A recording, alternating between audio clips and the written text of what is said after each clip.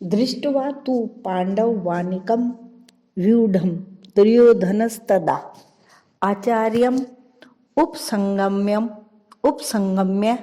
राजा वचनम ब्रवीत।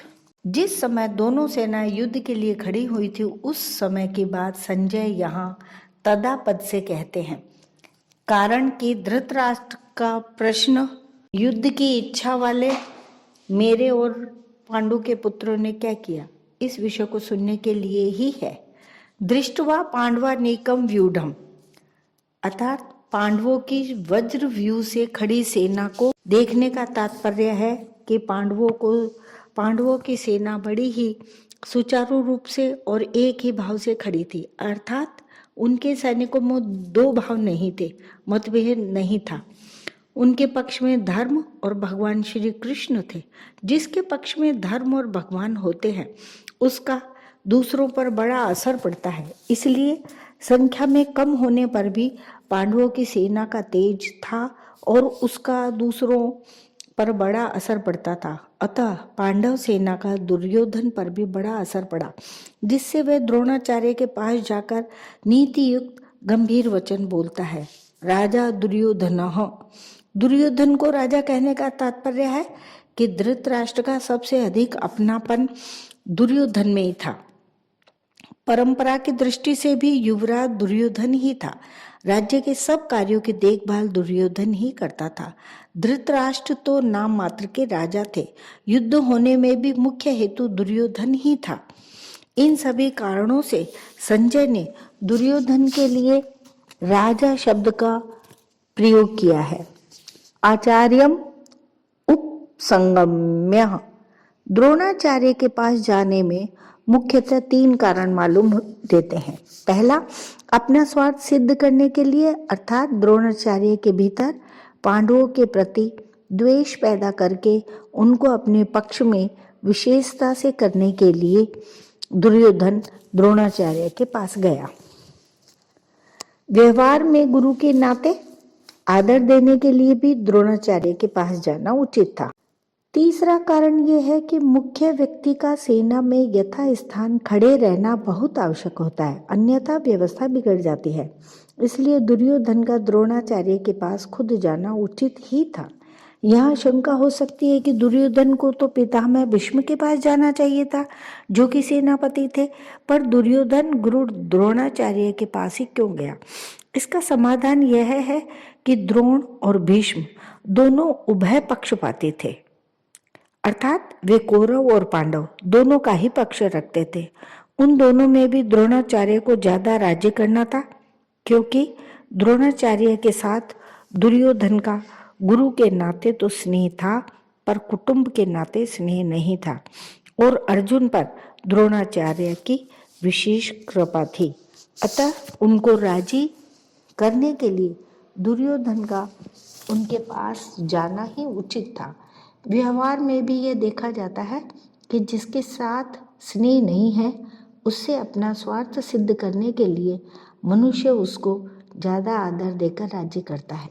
दुर्योधन के मन में यह विश्वास था कि भीष्म जी तो हमारे दादाजी ही हैं, अतः उनके पास न जाऊं तो भी कोई बात नहीं है। न जाने से अगर वे नाराज भी हो जाएंगे तो मैं किसी तरह से उनको राज्य कर लूँगा। कारण कि पितामह भीष्म के साथ दुर्योधन का कौटुंबिक संबंध और स्नेह था ही, भीष्म का भी उसके साथ कौटुंबिक संबंध और स्नेह था। इसलिए भीष्म जी ने दुर्योधन को राजी करने के लिए जोर से शंख बजाया है। वचनम ब्रवीत, यहाँ अब्रवीत कहना ही पर्याप्त था, क्योंकि अब्रवीत क्रिया के अंतर्गत ही वचनम आ जाता है, अर्थात दुर्योधन बोलेगा तो वचन ही बोलेगा, इसलिए यहाँ वचनम शब्द की आवश्यकता नहीं थी। फिर भी वचनम शब्द देने का तात्पर्य है कि दुर्योधन नीति युक्त गंभीर वचन बोलता है, जिससे द्रोणाचार्य के मन में पांडवों के प्रति द्वेष पैदा हो जाए और वे हमारे ही पक्ष में रहते हुए ठीक तरह से युद्ध करें, जिससे हमारी विजय हो जाए, हमारा स्वार्थ सिद्ध हो जाए। द्रोणाचार्य के पास जाकर दुर्योधन क्या वचन बोला, इसको आगे के श्लोक में है। पश्यताम पांडुपुत्राणाम आचार्यम महतिम चमुम व्यूढ़ाम द्रुपद पुत्रेण तव शिष्येण धीमता। द्रोण के लिए आचार्य संबोधन देने में दुर्योधन का ये भाव मालूम देता है कि आप हम सब के कौरवों और पांडवों के आचार्य हैं। शस्त्र विद्या सिखाने वाले होने से आप सबके गुरु हैं, इसलिए आपके मन में किसी का पक्ष या आग्रह नहीं होना चाहिए। तब शिष्येन धीमता, इन पदों का प्रयोग करने में दुर्योधन का भाव यह है कि आप इतने सरल हैं कि अपने मारने के लिए पैदा होने वाले धृष्टद्युम्न को भी आपने अस्त्र शस्त्र की विद्या सिखाई है, और वह आपका शिष्य धृष्टद्युम्न इतना बुद्धिमान है कि उसने आपको मारने के लिए आपसे ही अस्त्र शस्त्र की विद्या सीखी है। द्रुपद पुत्रेण, यह पद कहने का आशय है कि आपको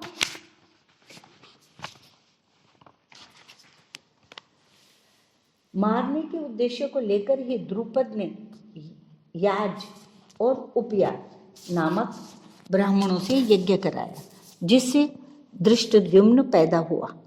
वही यह द्रुपद पुत्र धृष्टद्युम्न आपके सामने प्रतिपक्ष में सेनापति के रूप में खड़ा है।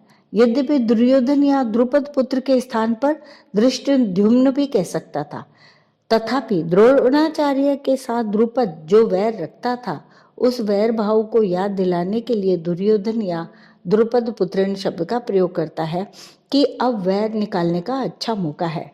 पांडु पुत्राणाम एताम व्यूढ़ाम महतिम चमुम पश्य, अर्थात द्रुपद पुत्र के द्वारा पांडवों की इस व्यूहाकार खड़ी हुई बड़ी भारी सेना को देखिए। तात्पर्य है कि जिन पांडवों पर आप स्नेह रखते हैं, उन्हीं पांडवों ने आपके प्रतिपक्ष में खास आपको मारने वाले द्रुपद पुत्र को सेनापति बनाकर व्यूह रचना करने का अधिकार दिया है। अगर पांडव आपसे स्नेह रखते तो कम से कम आपको मारने वाले को तो अपनी सेना का मुख्य सेनापति नहीं बनाते, इतना अधिकार तो नहीं देते, परंतु सबको जानते हुए भी उन्होंने उसी को सेनापति बनाया है। यद्यपि कौरवों की अपेक्षा पांडवों की सेना संख्या में कम थी, अर्थात कौरवों की सेना 11 अक्षौहिणी और पांडवों की सेना 7 अक्षौहिणी थी, तथापि दुर्योधन पांडवों की सेना को बड़ी भारी बता रहा है। पांडवों की सेना को बड़ी भारी कहने में दो भाव मालूम देते हैं। पहला क्या है, पांडवों की सेना ऐसे ढंग से व्यूहाकार खड़ी हुई थी जिससे दुर्योधन को थोड़ी सेना भी बहुत बड़ी दिख रही थी। दूसरा, पांडव सेना में सब के सब योद्धा एक मत के थे। इस एकता के कारण पांडवों की थोड़ी सेना भी बल में, उत्साह में बड़ी मालूम दे रही थी। ऐसी सेना को दिखाकर दुर्योधन द्रोणाचार्य से ये कहना चाहता है कि युद्ध करते समय आप इस सेना को सामान्य और छोटी ना समझे, आप विशेष बल लगाकर सावधानी से युद्ध करें। पांडवों का सेनापति है तो आपका शिष्य द्रुपद पुत्र ही, अतः उस पर विजय करना आपके लिए कौन सी बड़ी बात है। एताम पश्य कहने का तात्पर्य है कि यह पांडव सेना युद्ध के लिए तैयार होकर सामने खड़ी है, अतः हम लोग इस सेना पर किस तरह से विजय कर सकते हैं, इस विषय में आपको जल्दी से जल्दी निर्णय लेना चाहिए। द्रोणाचार्य से पांडवों की सेना देखने के लिए प्रार्थना करके अब दुर्योधन उन्हें पांडव सेना के महारथियों को दिखाता है। अत्र शूरा महेश्वासा भीम अर्जुन समायुधि युयुधानो विराटश्च द्रुपदश्च महारथः धृष्टकेतुश्चेकितानः काशीराजश्च वीर्यवान् पुरुजित् कुंती भोजश्च शैब्यश्च नरपुंगवः युद्धामनुश्च विक्रांत उत्तमोजाश्च वीर्यवान् सौभद्रो द्रौपदेयाश्च सर्व एव महारथा। अत्र शूरा महेश्वासा भीम अर्जुन समायुधि, जिनसे बाण चलाए जाते हैं, फेंके जाते हैं, उनका नाम ईश्वास अर्थात धनुष है। ऐसे बड़े बड़े ईश्वास यानी धनुष जिनके पास हैं, वे सभी महेश्वास हैं। तात्पर्य है कि बड़े धनुषों पर बाण चढ़ाने एवं प्रत्यंचा खींचने में बहुत बल लगता है। जोर से खींचकर छोड़ा गया बाण विशेष मार करता है। ऐसे बड़े बड़े धनुष पास में होने के कारण ये सभी बहुत बलवान और शूरवीर हैं। ये मामूली योद्धा नहीं है। युद्ध में ये भीम और अर्जुन के समान है, अर्थात बल में ये भीम के समान और अस्त्र शस्त्र के कला में ये अर्जुन के समान है। युयुधानः, युयुधान यानी सात्यकी ने अर्जुन से अस्त्र शस्त्र की विद्या सीखी थी। इसलिए भगवान श्री कृष्ण के द्वारा दुर्योधन को नारायणी सेना देने पर भी वह कृतज्ञ होकर अर्जुन के पक्ष में ही रहा, दुर्योधन के पक्ष में नहीं गया। द्रोणाचार्य के मन में अर्जुन के प्रति द्वेष भाव पैदा करने के लिए दुर्योधन महारथियों में सबसे पहले अर्जुन के शिष्य युयुधान का नाम लेता है। तात्पर्य है कि इस अर्जुन को तो देखिए, इसने आपसे ही अस्त्र शस्त्र चलाना सीखा है और आपने अर्जुन को यह वरदान भी दिया है कि संसार में तुम्हारे समान और कोई धनुर्धर ना हो, ऐसा प्रयत्न करूंगा। इस तरह आपने तो अपने शिष्य अर्जुन पर इतना स्नेह रखा है, पर वह कृतज्ञ होकर आपके विपक्ष में लड़ने के लिए खड़ा है, जबकि अर्जुन का शिष्य युयुधान उसी के पक्ष में खड़ा है।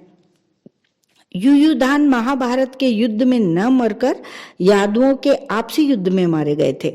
विराटश्च अर्थात जिसके कारण हमारे पक्ष का वीर सुशर्मा अपमानित किया गया, आपको सम्मोहन अस्त्र से मोहित होना पड़ा और हम लोगों को भी जिसकी गायें छोड़कर युद्ध से भागना पड़ा, वह राजा विराट आपके प्रति पक्ष में खड़ा है। राजा विराट के साथ द्रोणाचार्य का ऐसा कोई बैर भाव या देश भाव नहीं था, परंतु दुर्योधन यह समझता है कि अगर युयुधान के बाद मैं द्रुपद का नाम लूं तो द्रोणाचार्य के मन में यह भाव आ सकता है कि दुर्योधन पांडवों के विरोध में मेरे को उकसाकर युद्ध के लिए विशेषता से प्रेरणा कर रहा है तथा मेरे मन में पांडवों के प्रति बैर भाव पैदा कर रहा है। इसलिए दुर्योधन द्रुपद के नाम से पहले विराट का नाम लेता है, जिससे द्रोणाचार्य मेरी चालाकी न समझ सके और विशेषता से युद्ध करें।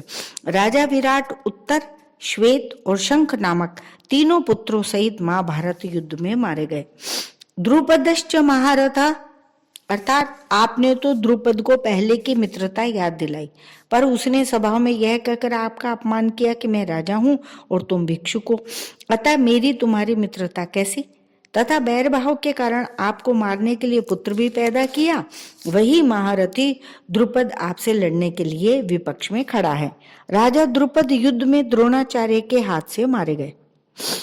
धृष्टकेतु, यह धृष्टकेतु कितना मूर्ख है कि जिसके पिता शिशुपाल को कृष्ण ने भरी सभा में चक्र से मार डाला था, उसी कृष्ण के पक्ष में यह लड़ने के लिए खड़ा है। धृष्टकेतु द्रोणाचार्य के हाथ से मारे गए। चेकितान, सब यादव सेना तो हमारी ओर से लड़ने के लिए तैयार है और यह यादव चेकितान पांडवों की सेना में खड़ा है। चेकितान दुर्योधन के हाथ से मारे गए। काशीराजश्च वीर्यवान अर्थात यह काशीराज बड़ा ही शूरवीर और महारथी है, यह भी पांडवों की सेना में खड़ा है, इसलिए आप सावधानी से युद्ध करना, क्योंकि यह बड़ा पराक्रमी है। काशीराज महाभारत युद्ध में मारे गए थे। पुरुजित कुंती भोजश्च, यद्यपि पुरुजित और कुंती भोज ये दोनों कुंती के भाई होने से हमारे और पांडवों के मामा हैं, तथापि इनके मन में पक्षपात होने के कारण ये हमारे विपक्ष में युद्ध करने के लिए खड़े हैं। पुरुजित और कुंती भोज दोनों ही युद्ध में द्रोणाचार्य के हाथ से मारे गए। शैब्यश्च नरपुंगवः अर्थात यह शैब्य युधिष्ठिर का श्वशुर है। यह मनुष्यों में श्रेष्ठ और बहुत बलवान है। परिवार के नाते यह भी हमारा संबंधी है, परंतु यह पांडवों के पक्ष में खड़ा है। युधामन्युश्च विक्रांत उत्तमो जाश्च वीर्यवान अर्थात पांचाल देश के बड़े बलवान और वीर योद्धा युधामन्यु तथा उत्तम मौजा मेरे वैरी अर्जुन के रथ में पहियों की रक्षा में नियुक्त किए गए हैं, आप इनकी ओर भी नजर रखना। रात में सोते हुए इन दोनों को अश्वत्थामा ने मार डाला। सौभद्रः अर्थात यह कृष्ण की बहन सुभद्रा का पुत्र अभिमन्यु है। यह बहुत शूरवीर है। इसने गर्भ में ही चक्रव्यूह भेदन की विद्या सीखी है। अतः चक्रव्यूह रचना के समय आप इसका ख्याल रखें। युद्ध में दुशासन पुत्र के द्वारा अन्याय पूर्वक सिर पर गदा का प्रहार करने से अभिमन्यु मारे गए थे। द्रौपदेयाश्च अर्थात युधिष्ठिर, भीम, अर्जुन, नकुल और सहदेव इन पांचों के द्वारा द्रौपदी के गर्भ से क्रमशः प्रतिविंध्य, सुतसोम, श्रुतकर्मा, शतानीक और श्रुतसेन पैदा हुए हैं। इन पांचों को आप देख लीजिए। द्रौपदी ने भरी सभा में मेरी हंसी उड़ाकर मेरे हृदय को जलाया है। उसी के इन पांचों पुत्रों को युद्ध में मारकर आप उसका बदला चुकाएं। रात में सोते हुए इन पांचों को अश्वत्थामा ने मार डाला। सर्व एव महारथा अर्थात ये सब के सब महारथी हैं जो शास्त्र और शस्त्र विद्या दोनों में प्रवीण है और युद्ध में अकेले ही एक साथ 10,000 धनुर्धारी योद्धाओं का संचालन कर सकते हैं। उस वीर पुरुष को महारथी कहते हैं। ऐसे बहुत से महारथी पांडव सेना में खड़े हैं।